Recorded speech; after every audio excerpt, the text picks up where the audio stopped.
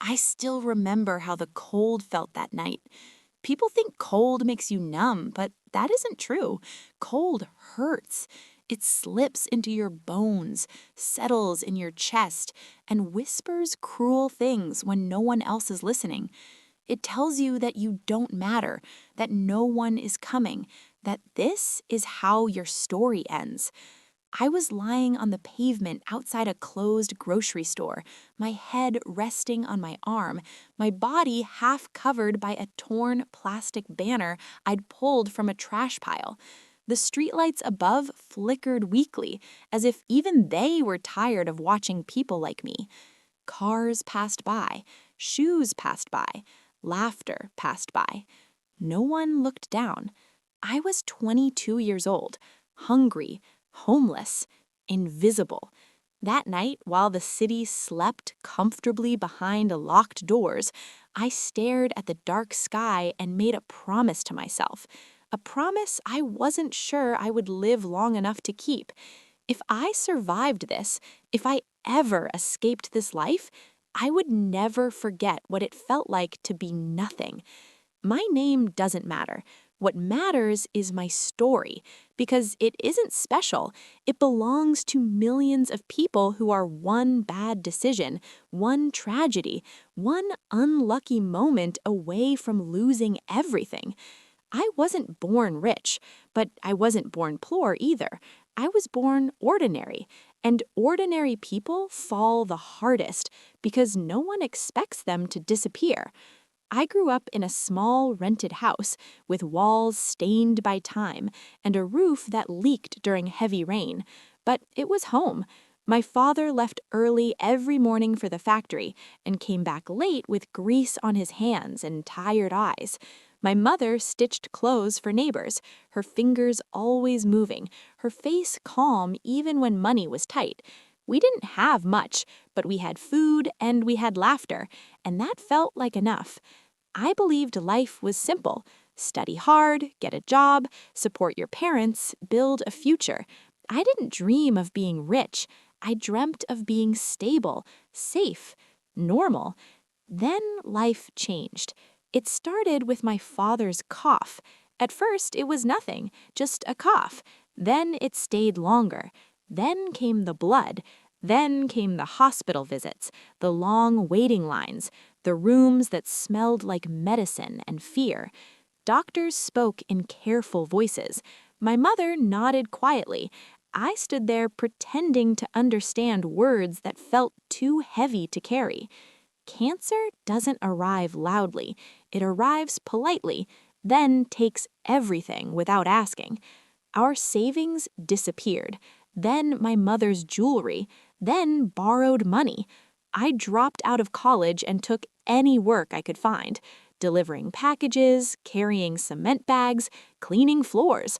I worked until my body screamed, but I didn't complain. I believed effort would be enough. Then my father died. The day he left, the house felt hollow. My mother didn't cry much. She just stared at the wall for hours. I told myself I had to be strong now, that I was the man of the house. But strength doesn't stop bills. Landlords don't wait for grief. Banks don't pause for mourning.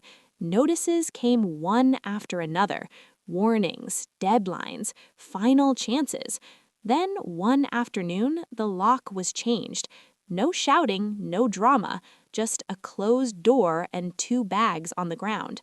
That was the first time fear wrapped itself around my chest so tightly I couldn't breathe. Relatives took my mother in for a while. I told her I would manage on my own. I smiled, I lied. The street doesn't welcome you. It doesn't care who you were or what you lost. It teaches you lessons quickly and without mercy. I learned where it was safer to sleep, which corners were quiet, which guards were cruel, and which places smelled less like danger. The first time I begged for money, my hands shook so badly I couldn't look anyone in the eye. Some people ignored me as if I didn't exist. Some stared with disgust. One man laughed. A woman dropped a coin without stopping, like feeding a stray dog. Hunger hurts, but shame hurts more. It presses on your chest until breathing feels optional. If you're listening to this story right now, pause for a second.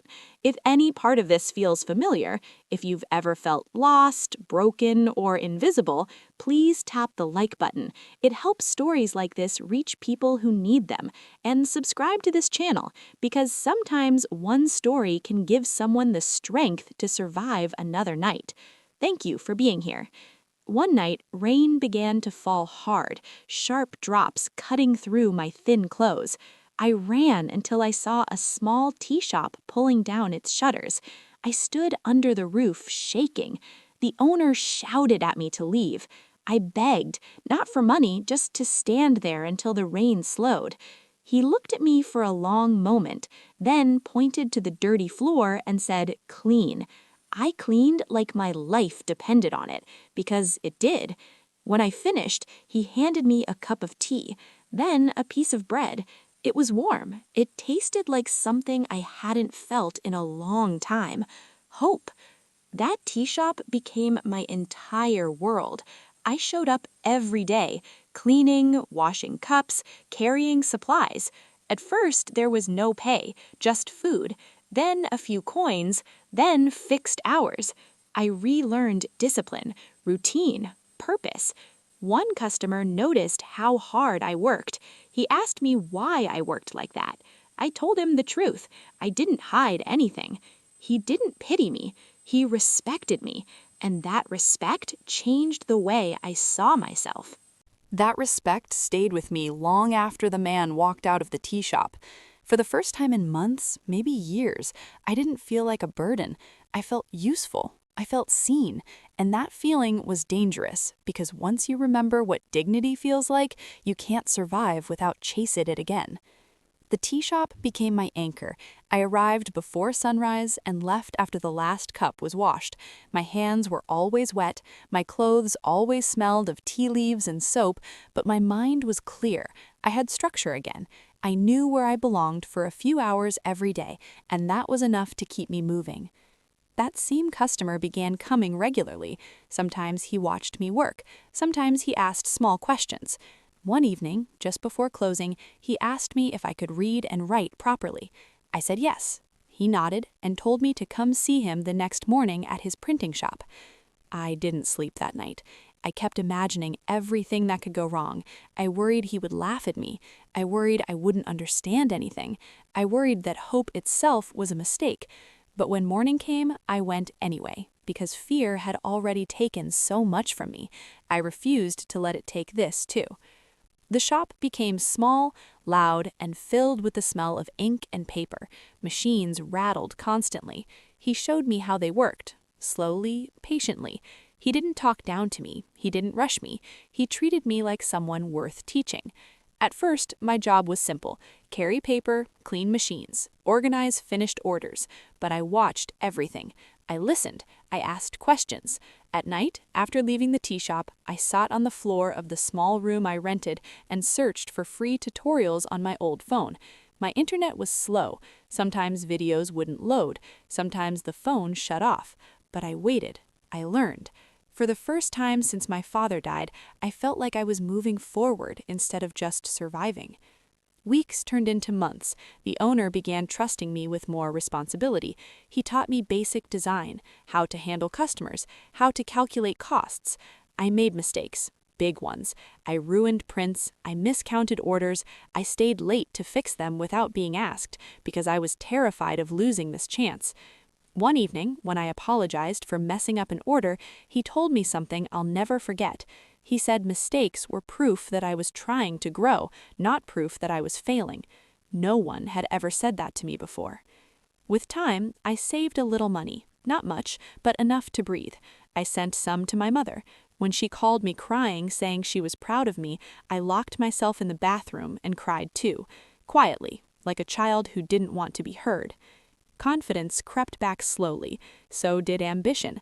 I started imagining a future again, but this time I didn't let the dreams get too big. I had learned how dangerous hope could be when it rose faster than reality. Eventually, I left the tea shop and worked full-time at the printing business. The owner became a mentor, not because he planned to, but because he believed in effort. He believed in second chances. He believed in people who refused to quit quietly. After 2 years, I thought I was ready to do something on my own. That was my first big mistake. I borrowed money, not much, but enough to hurt. I rented a tiny workspace and tried to start my own printing service. I thought knowledge alone was enough. I thought hard work guaranteed success. I was wrong. Customers didn't come, expenses didn't wait, machines broke, stress returned, heavier than before. Within months, the business collapsed. I lost the money, I lost my confidence, I lost the courage to tell my mentor what had happened. For the first time in years, the old thoughts returned, the ones that whispered I wasn't meant for more, that success was something other people earned, not people like me. I didn't become homeless again, but I came close, very close. I swallowed my pride and went back to working jobs that paid less but kept me afloat. I felt embarrassed, ashamed, angry at myself for believing too soon. But something was different this time. I didn't give up. I started analyzing my failure instead of running from it. I wrote down everything I did wrong: pricing, marketing, timing, trusting the wrong people, rushing growth before stability. Failure stopped being an enemy and became a teacher. I tried again, smaller, smarter, and failed again, then again. Each time the fall hurt less. Each time I stood up faster. Each time I learned something new about people, business, and myself. Years passed this way, not glamorous years, quiet years, lonely years, years where progress was invisible to everyone except me. Then came the opportunity I almost ignored. A medium-sized company was looking for a service provider. The contract was bigger than anything I'd ever handled. I assumed I wasn't qualified. I almost didn't apply. Something inside me said not to waste time dreaming. But another voice, quieter but stronger, reminded me of the night I cleaned a floor just to escape the rain. I applied. I prepared obsessively. I practiced presentations alone in my room. I double-checked every number. When the interview day came, my hands shook, but my voice didn't. They asked hard questions. I answered honestly. I admitted past failures. I explained what I learned. I didn't pretend to be perfect. 2 weeks later, my phone rang. They chose me. I sat on the floor after the call ended and stared at the wall for a long time. Then I laughed. Then I cried. Then I laughed again. That contract didn't make me rich, but it changed everything. It gave me credibility. It gave me confidence. It gave me proof that the years of quiet effort mattered. Work started pouring in slowly after that. Not floods, streams, but steady streams can fill an ocean. I hired my first employee. I was terrified. I remembered what it felt like to be desperate for work.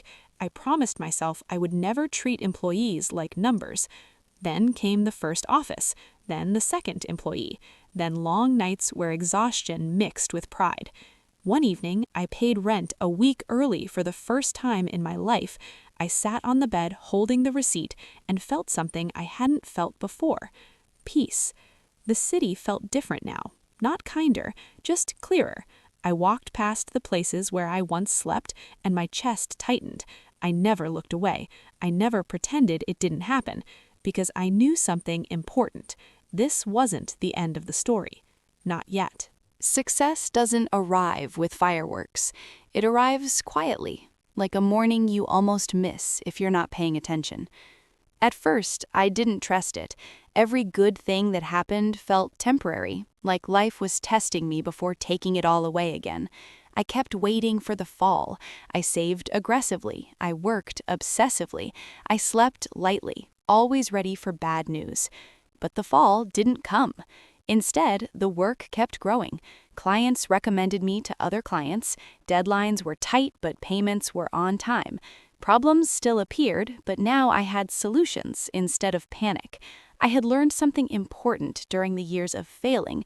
Most problems aren't disasters, they're puzzles. I expanded carefully. I refused deals that felt wrong, even when money tempted me. I remembered how desperation once controlled my decisions, and I promised myself it never would again. The day I realized I was financially stable didn't come with celebration.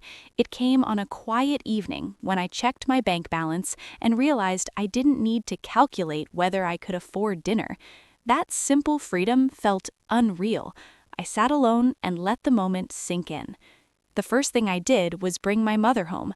Not to a mansion, not to luxury, just a clean, safe place with sunlight in every room. When she walked in, she touched the walls as if they might disappear. She stood near the window for a long time without speaking. Then she turned to me and said she could finally sleep without fear. That moment mattered more than any contract I would ever sign. I hired more people, carefully, slowly. I looked for effort, not perfect resumes. I recognized hunger when I saw it. I paid fair wages, even when it hurt profits, because I remembered what it felt like to work hard and still feel disposable. Money changed my life, but it didn't erase the past. Some nights, memories returned without warning. The sound of rain still made my chest tighten. The smell of wet pavement could pull me back years in an instant. Trauma doesn't vanish just because circumstances improve. One evening, I walked through the area where I once slept. The shops had changed, the sidewalk looked cleaner, but I remembered exactly where I used to lie. I stood there quietly while people passed by, just like they used to pass me. I didn't feel anger. I felt gratitude, because I knew how easily I could still be there. I started helping quietly. Not announcements, not videos, just actions. Paying for meals, funding education for children who reminded me of myself, supporting shelters that treated people with dignity, not pity. One day, someone I helped recognized me and tried to thank me publicly. I stopped them. I told them they didn't owe me anything. Kindness doesn't need witnesses to be real. Years passed. The business grew beyond what I once imagined. Offices, teams, stability. The word rich began appearing in conversations about me, but it felt strange. Rich to me was still being able to breathe without fear. Rich was waking up knowing my mother was safe. Rich was choosing peace over pressure. I was invited to speak at a small event once. I almost declined. Standing on a stage felt uncomfortable, but I agreed because I remembered how much one sentence had changed my life years ago. I told them the truth. I didn't exaggerate. I didn't romanticize struggle.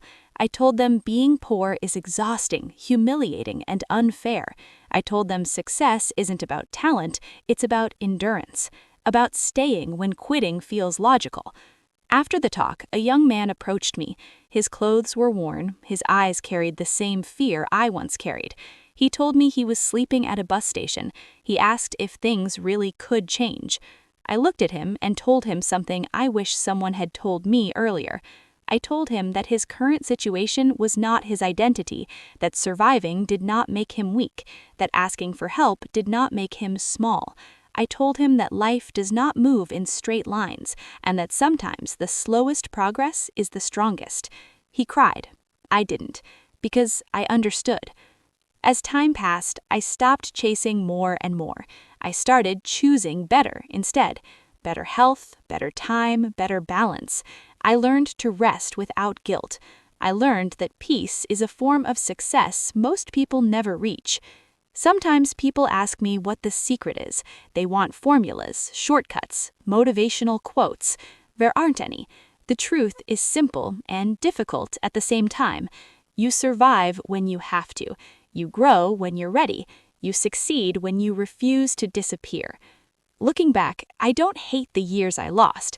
They taught me empathy. They taught me patience. They taught me that dignity is something society gives you. It's something you protect, even when you have nothing else.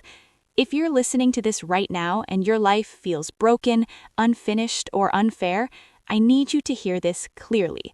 This moment is not the conclusion of your story. It might be the hardest chapter. It might be the quietest. It might be the loneliest. But it is not the end. I once slept on concrete, believing the world had moved on without me. Today, I wake up knowing I survived something that could have erased me completely. And if I can survive that, so can you. Hold on. Your story is still being written, and one day, you'll tell it not from pain, but from strength.